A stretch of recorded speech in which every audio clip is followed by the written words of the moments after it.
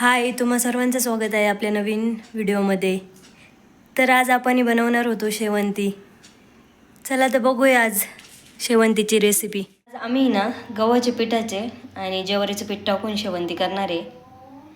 Mummy करत असतात तशी, तर मम्मी तुम्हाला तुमच्याबरोबर पण रेसिपी शेअर करते. बघा मग कशी होती, तुम्ही पण ट्राय करून बघा. शेवंती करायची त्यासाठी मी लसूण, हिरव्या मिरच्या, शेंगदाणे आणि जिरे घेतले. आता हे मी ना लसूण, मिरच्या आणि शेंगदाणे मिक्सरमधून वाटण करून घेते. मग बाकी इथे मम्मींनी मिरची ते टाकून घेतलं आहे.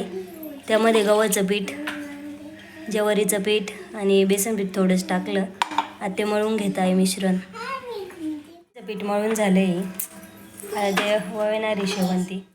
जिरे आणि लसूण घेतले फोडणीसाठी, ते टाकून देते.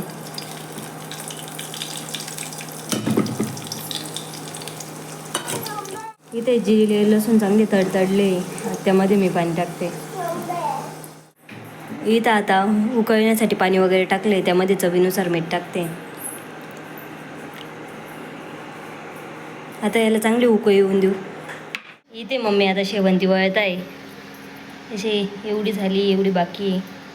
चला तर मग भेटूया आपण त्यामध्ये टाकताना.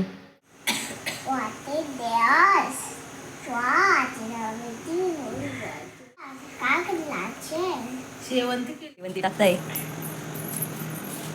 ते बरोबर मोकळं होतं त्याच्यामध्ये टाकल्यानंतर.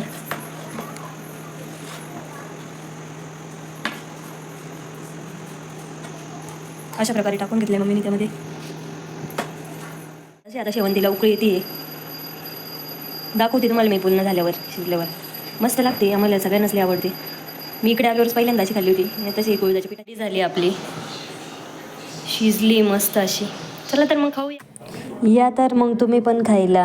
चला तर भेटूया अशाच नवीन व्हिडिओमध्ये. तो काळजी घ्या, लाईक करा, सबस्क्राईब करा आपल्या चॅनलला.